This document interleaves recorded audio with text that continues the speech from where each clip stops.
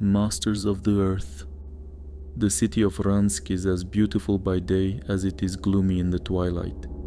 Its modern and well-maintained districts, which have everything for a comfortable life, border on districts where dilapidated houses are literally ready to fall on the heads of their residents and passers-by.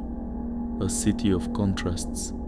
There are densely populated human hives, cozy low-rise suburbs, and musty abandoned areas that are avoided not only by people, but even by stray animals.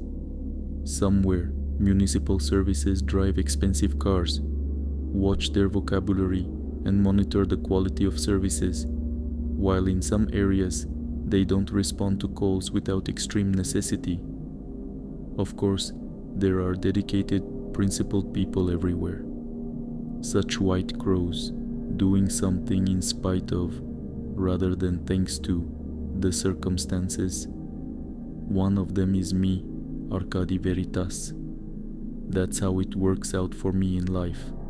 That ill-fated evening, I was on the trail of a dangerous maniac whose cruelty simply crossed all boundaries of madness. I had been tracking him for many months. According to the investigation materials, at first he was a model citizen with a job, a family, and other attributes of a happy person. Until he disappeared, his alarmed relatives reported him missing. They searched for him but in vain, and a few days later he returned himself, and he dealt with his family in an extremely cruel way. Then he also ate the bodies of all the household members, both his wife and 3 young sons. Moreover, he did not stop there, but continued in the same spirit for several more months. He killed and ate people.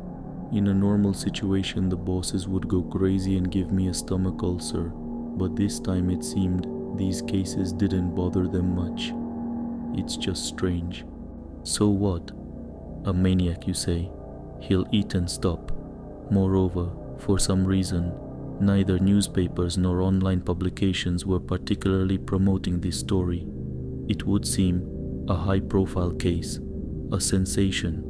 Cover the events and the public is yours. But no, for some reason, the media either devoted a couple of lines to this case or ignored it altogether. The only place where one could read about these events was in the Ransk Internet Herald of that slippery Sergei Karin. Moreover, he wrote about details that he couldn't have known. Details that even the investigators had no idea about. And that was suspicious. All my attempts to pressure the journalist and force him to reveal his network of informants turned out to be a waste of time. Every time he managed to wriggle out like some slippery lizard. Police precinct number 13, where I had the honor of serving, was located in one of the city's less desirable districts. Don't get me wrong, it wasn't an area with a particularly high crime rate, no higher than average for Ransk, nor was it under the control of any gangs or groups. Its bad reputation was created by 2 landmarks. They, by the way, also scared away all the criminals and other riffraff. The first was one of the oldest cemeteries in the country. The second was a rather large undeveloped wasteland. Also nearby was a whole string of various residential complexes and small houses left over from when the city expanded and absorbed neighboring villages. And various uneducated people, including scum of all kinds, superstitiously avoided this particular part of the southwest administrative district of Ransk. No, of course, this district was known for its brutal murder stories. Similar stories. They were here like some kind of chronic disease. Most of them were striking in their atrocities. The victims were usually close relatives of the murderers. Come to think of it, this district was abandoned for a reason, and it was mainly inhabited by a certain contingent, those who had nowhere to go, people who needed to get lost somewhere, or those who couldn't afford to buy or rent housing in a more prosperous area. There were also repeated attempts by newly elected local and federal authorities to demolish the district, and to improve and build up the creepy wasteland with new houses, but every time something went wrong. People and equipment disappeared, or everything at once. A dead place of some kind, so everything here stalled. Until better times, as the authorities said. Here I was following the trail of our maniac. He already had dozens of murders to his name, and he didn't seem worried about being found or caught, and I caught him red-handed. He had just knocked someone to the ground and in a fit of rage was striking blows at the already lifeless body. In his hands was something like a hammer, which rose up and then landed with a thud somewhere in the area of the victim's body, again and again. This beast was simply unworthy of life. This wild dog should not have lived. A shot rang out from the barrel of my pistol. The bullet went straight into the heart of this creature. The maniac jerked, straightened up, stared at me with eyes full of rage, and rushed away. I was absolutely certain I'd hit him, right in the heart. By all laws of physiology, he shouldn't have been able to run after such a hit. I have a lot of experience after all. Long hours spent at the shooting range, and before that, service in a reconnaissance unit allowed me to shoot accurately even offhand, and I definitely saw the bullet hit his chest. The creature's body even jerked from it, but he ran nonetheless and I had to chase after him. There was no longer a chance to aim, and I hoped to catch him alive. Well, as alive as he could be after taking a bullet to the heart. We ran along the wasteland, and soon a bar appeared, which, as I knew, was particularly favored by the locals. A dilapidated, shabby, detached building, more like an old shed than a bar. But the locals' tastes couldn't be called discerning. Apparently the establishment suited them just fine. The maniac crashed into the front door at full speed and quickly tumbled inside, disappearing behind the closed door. Reaching the door, I didn't barge in. I took out my pistol, slowly opened the door, and began to carefully look around. Semi-darkness reigned in the room. Apparently the locals didn't like the light or simply didn't want to look at each other, ashamed of themselves. I don't know, but it was almost completely dark in the bar. After surveying the patrons, I ordered everyone out. The drunks reluctantly obeyed. The bartender, a gray-haired old man with deep wrinkles on his face, looked at me sternly. "Old man, where's the one who burst in here?" I asked loudly. "I'm not an old man," he replied dryly. "What do you want here? You shouldn't be here." "Old man, the person hiding here is a criminal. He's wanted for multiple murders, a real animal." "I'm not an old man, Mr. Policeman, and we know who he is." The gray-haired bartender sighed sadly. "Just believe me, you need to back off. You won't like how this ends." "Are you threatening me, old man?" I aimed the pistol at the bartender. He calmly raised his hands in a conciliatory gesture. No, not at all," he said calmly. It was clear that he wasn't afraid of death. He was just trying to avoid any sudden movements. "I want what's best for you. It's not too late to leave, not too late to turn back. Please." "Where is he?" I said firmly and moved closer. The bartender sighed and nodded towards a small door hidden in the shadows at the back of the room. As I approached, I saw that red tracks indeed led to it.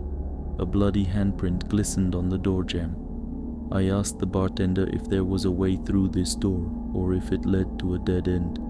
He assured me there was a way out. I knew perfectly well they were in cahoots, but I had no choice.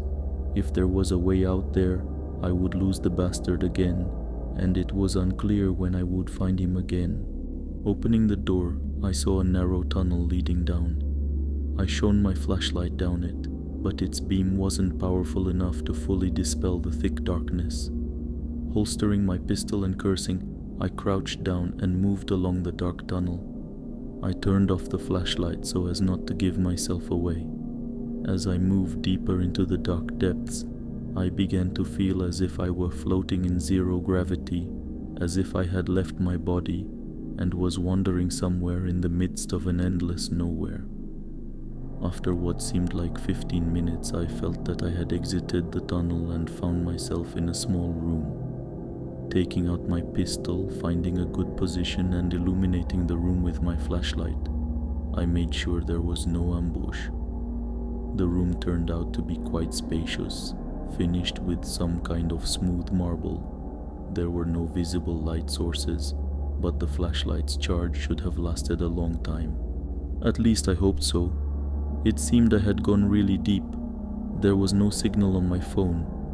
Calling for backup was no longer an option. I heard a quiet rustling behind me. At first I didn't pay much attention to it, because back there, as I thought, there simply couldn't be anything. Then it occurred to me that it made sense to go back, call for an additional patrol, and only then continue the chase. But to my horror, I discovered that the passage I had come down through was gone. In its place was a perfectly smooth marble wall. Of course, I started actively running my hands along this wall, hoping to find some gaps, buttons, or levers. There was a passage, but I found nothing. Obviously, I was stuck in this room. The trap had sprung, and I had only one way left, forward. I was scared. Panic gradually began to creep up on me. My thoughts were interrupted by a shuffling sound coming from the other end of the corridor. Sounded like footsteps. Time was short, and I prepared for a fight. There was simply no other way out. Pointing the barrel of my pistol in the direction of the probable threat, I slowly moved towards the footsteps. I didn't know if it was the maniac, so I didn't dare shoot yet. Crouching slightly, I moved towards the shuffling sound, trying not to make a sound. Step by step, we approached each other. By the slightly changed sound and the feeling of air pressure nearby, I literally felt the proximity of the unknown with my skin. Suddenly turning on the flashlight, I tried to blind whoever was in front of me and shouted for them to freeze. The maniac's face flashed in the beam of the flashlight. With a roaring yell, he lunged at me and grabbed my neck with both hands. I saw his gaping mouth. He was trying to bite my face. More on reflex than consciously, I put my hand in the attacker's mouth. The flashlight and pistol slipped from my hands. I felt the savage pressure of his jaw and closing teeth on my hand. Luckily, he didn't bite through my thick army jacket. The maniac clearly wasn't sparing himself or his teeth. If there had been something harder in his mouth, they would likely have crumbled under such pressure. I groaned in pain. The air began to run out. The maniac's grip was like iron. I knew the flashlight and pistol were lying somewhere nearby, and while I could see the light of the flashlight out of the corner of my eye, I had no idea where the pistol was. This was clearly a fight to the death. With my free hand, I delivered strong blows to the killer's solar plexus, but he didn't even flinch. It became clear that I had to break free from his grip at any cost. Pulling my hand out, I grabbed the maniac's wrists and jumping slightly brought my whole weight down on his knees. I heard a crack and we tumbled to the ground. The maniac's grip, however, didn't weaken for a second. Throwing my right leg over his face and holding the killer's right hand, I rolled him onto his side, breaking his grip and his arm at the elbow. Sitting on top of him, I delivered several blows to his face, but he continued to move. He tried to grab me, to bite me again. Finally, spotting my pistol in the flashlight's beam, I grabbed it. Thankfully, it wasn't far, and shot the attacker right between the eyes. I exhaled. My heart was pounding wildly. The fight was over, I thought, but incredibly I heard the maniac trying to get up again. And God help me, he would have succeeded, because he was already on all fours, clearly preparing to move towards me again. Without thinking for another second, I went behind him and shot him directly at the base of his skull, severing the connection between his spinal cord and brain. Only this made him freeze and fall silent. After turning the body over, I kept my gun trained on it. It was definitely dead, or at least, It wasn't moving anymore. Then I decided to search it. It had no documents on it. Judging by the state of its clothes and body, it hadn't washed in a long time. There was a gunshot wound in its chest. As I thought, it was right in the heart. Why did the maniac keep moving after being hit? Despite the wound on the forehead being quite fresh, it wasn't bleeding. And that was strange. Blood should still be flowing from the body for some time. I didn't find anything else of interest. Having calmed down, I decided it was time to get out of here. There was no road on one side, and on the other, this body had come from somewhere, hadn't it? So I moved forward along the long corridor, lighting my way with a flashlight. I walked along the perfectly smooth and even tunnel for about half an hour. It was surreal. It didn't even branch off. Finally, I came out onto a long bridge that was built over an underground lake. The lake literally glowed from the presence of numerous algae in it. It seemed they glowed due to bioluminescence.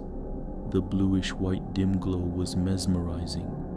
The water was perfectly transparent, making it difficult to determine the depth of the lake. No living creatures like fish or other life forms, besides the algae, were visible in the water. The light from the lake was enough to easily walk across the stone bridge. It was a huge round hall, which transitioned into a perfectly smooth vaulted ceiling, ending somewhere in the darkness. It was humid and stuffy here. My body quickly became covered in some kind of sticky sweat. Having walked around the room, I realized that I still only had one path. There was only one corridor that led further, deeper, but this time there were inclusions of a transparent mineral in the walls, which emitted some kind of natural bluish light. It wasn't completely dark anymore, like at the beginning, but nevertheless, I was still surrounded by serious semi-darkness. I moved on without the flashlight, but kept my gun at the ready. After walking for about another half an hour, I found myself in front of a staircase leading down. It was carved into the stone. Descending, I found myself in a huge cave. It stretched as far as the eye could see. Huge stone columns went up, supporting the vaulted ceiling. Square stone houses, made of the same material as the walls, were scattered throughout the city, forming geometrically correct squares of streets. At a distance of about 500 meters, a tower with a spiral staircase rose, with steps carved directly into its body, and at its very top, some kind of idol glowed, which was difficult for me to make out because of the darkness and distance. Some humanoid creatures were quickly scurrying along the streets. The streets themselves were even more dimly lit than the long corridor leading to this place.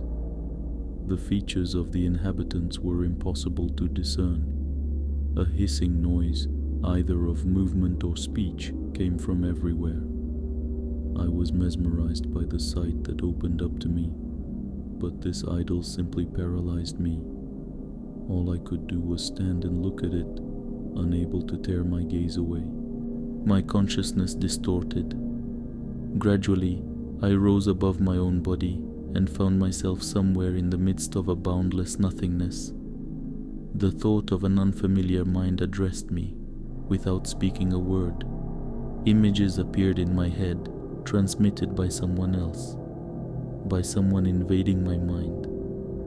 The stranger dwelling in my head felt hatred, arrogance, and contempt towards me, as if towards something crudely primitive. I felt it. The alien mind said that I had chosen my own fate, and now such a crude being would finally have a purpose.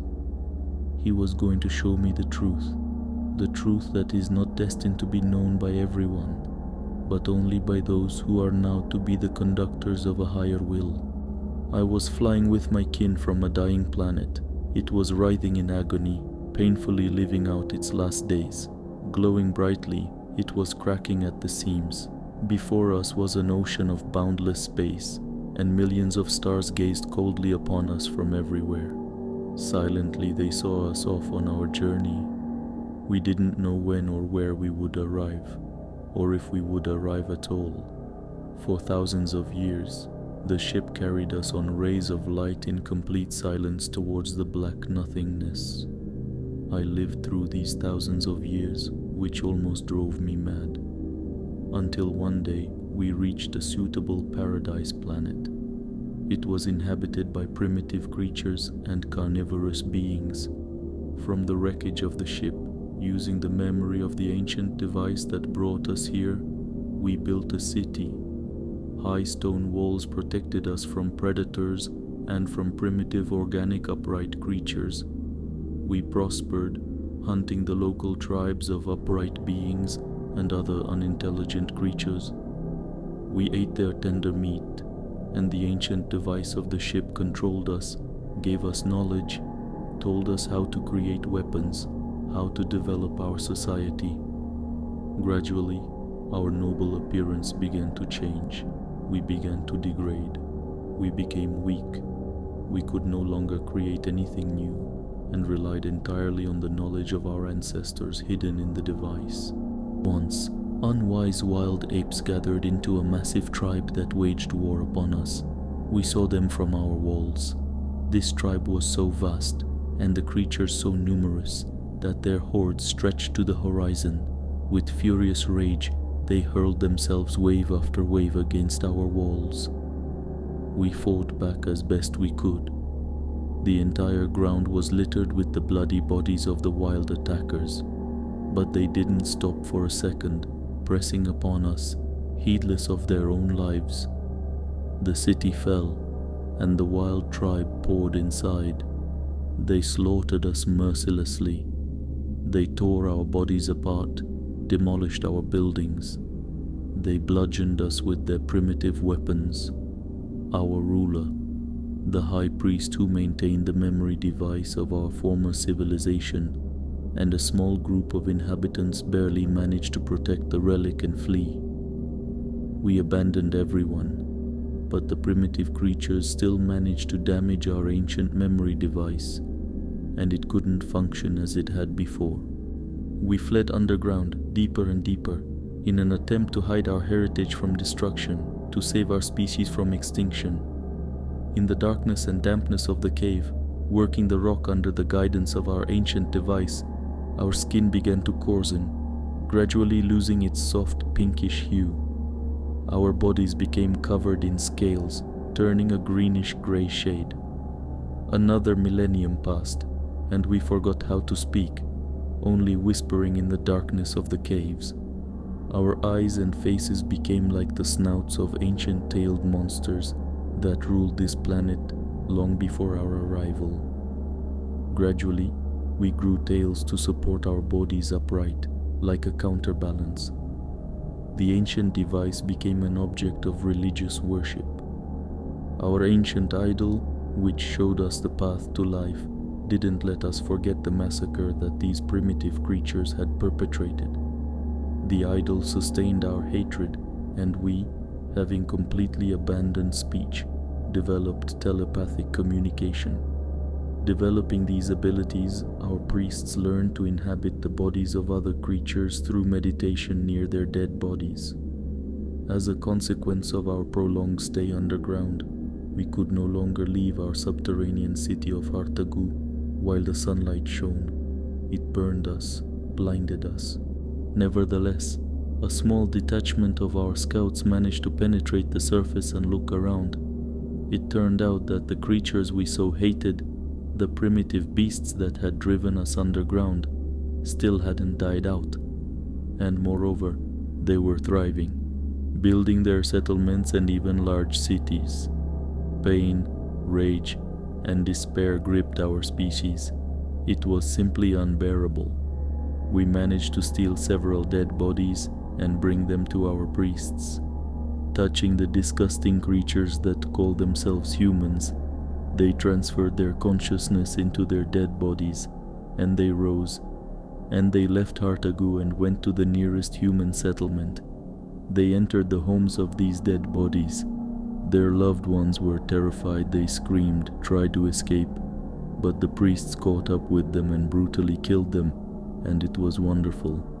That evening we exterminated so many of these hated creatures that the bodies of our puppets became completely red. We rejoiced.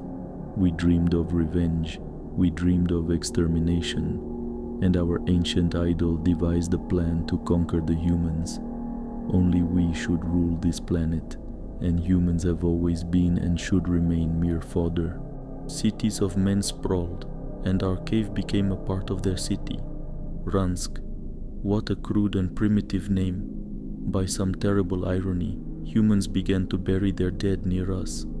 Gradually, we learned to control the living as well, to subdue the will of the weakest among them, to expel their independent consciousness, leaving only obedient beings, completely controlled and acting in the interests of our race.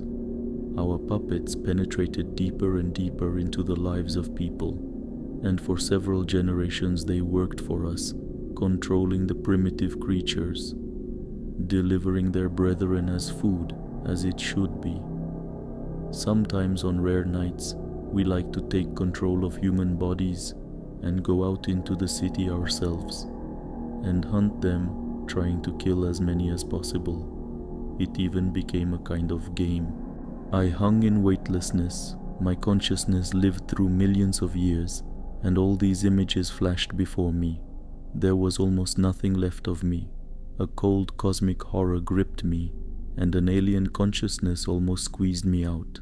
But constant training and service in the reconnaissance unit allowed the remnants of my personality to gather strength and strike a blow at the priest's consciousness. I came to my senses, and it took me a few seconds to shake off the haze, and they let me do it. I was surrounded by upright lizard-like creatures, standing in absolute otherworldly silence with satisfied faces. Nearby was their ancient idol, which emitted a faint glow. They gazed at me carnivorously, without fear, and waited, wondering what I would do. A figure stooped with age came forward with a staff and addressed me mentally. It seems I was now somehow connected to this race of reptiles. I had nowhere to run. I don't know the city. I can't escape from them. An image of millions of individuals in this city was sent to my mind. They were all hungry and hated me with all their might. It's true, there was nowhere to go. Although I remembered the way I came here, I couldn't open the passage back to my city. What was I to do? In desperation, I decided to put a bullet in my skull so that at least they couldn't use my corpse. Raising my hand with the pistol and pointing the barrel at my head, I desperately thought about it, and the priest wheezed contentedly in the semi-darkness. And then I grabbed the idol, which was glowing near the place of my sacrifice, and pointed the pistol at it. The lizard people suddenly emitted a collective mental cry of surprise and were paralyzed with fear that their ancient mechanism, their relic of former power, the testament to their cosmic origin, would now be irrevocably destroyed. They urged me to return it, begged me not to destroy their idol. They promised me power, fame, and money.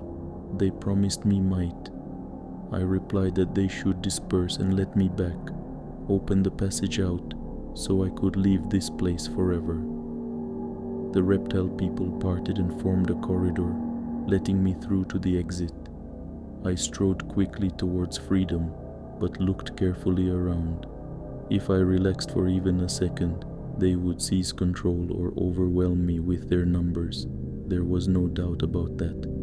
They continued to ask, persuade, and beg me not to harm their relic. They promised to let me go and forget about me. The entire reptilian population escorted me to the very exit. Once in the smooth room I had entered while chasing the maniac, I demanded they open the passage. The reptiloids hesitated. They feared that as soon as the passage opened, I would destroy their mechanism. I replied that I just wanted to leave this place, and if they promised to leave me alone and let me go, I would simply leave their sacred mechanism and disappear. Hesitantly, The priest agreed to the deal, and behind me the door of the small passage quietly rustled open. Mentally, I demanded the lizard people move aside, and they slowly obeyed, looking at me predatorily. They were tense and ready to pounce on me at any second. Time compressed. Finally, throwing them the idol, I darted into the passage, and the lizard people rushed for their unholy mechanism, trying to cover it with their bodies. Turning around, I fired a shot in an attempt to hit their relic, but I had no opportunity to see if the bullet hit its target, as the passage behind me abruptly closed. With all my might, I raced through the dark passage trying to break free. Having overcome the narrow tunnel at a speed I had perhaps never moved before, I kicked out the door, and then I was blinded by light. Light I hadn't seen in millions of years. Squeezing my eyes shut, I tumbled out of the passage onto the floor and started waving my pistol, expecting someone to attack me at any moment. When my eyes gradually adjusted to the normal lighting, I saw the old bartender standing in front of me. He looked at me sadly with his hands raised. "Well, old man, did you get what you wanted?" the bartender asked calmly. "I'm not an old man," was all I could muster in response, and I rushed out. All I wanted was to tell everyone about everything that had been revealed to me tonight. I wanted to convey to everyone the idea of the horror that is happening beneath the city of Ransk. The cursed city of Hartagu and all its inhabitants needed to be destroyed. Reaching home, in the mirror, I saw a gray-haired old man looking at me wearily. His face was etched with deep wrinkles. The stamp of age-old weariness stared back at me from the mirror. There were definitely people in our department under the control of the inhabitants of Hartagu, and I couldn't go there. It was obvious. Journalists refused to print my story, claiming it was the ravings of an ancient old man, and none of my attempts to convince them that I wasn't old were successful. Then I found the only reporter who would print even the wildest stories. Sergei Karin from the Ransk Internet Herald. I published my warning to the people who hadn't yet fallen under the influence of the reptile people, and you, reading this, should be vigilant. They are among us and older than our world. We must destroy Hartagu and all its inhabitants before they seize the entire planet and finally turn us into livestock. For their memory is strong, and their hatred for us is insatiable. I'm going to arm myself thoroughly, return, and destroy this city with my own hands.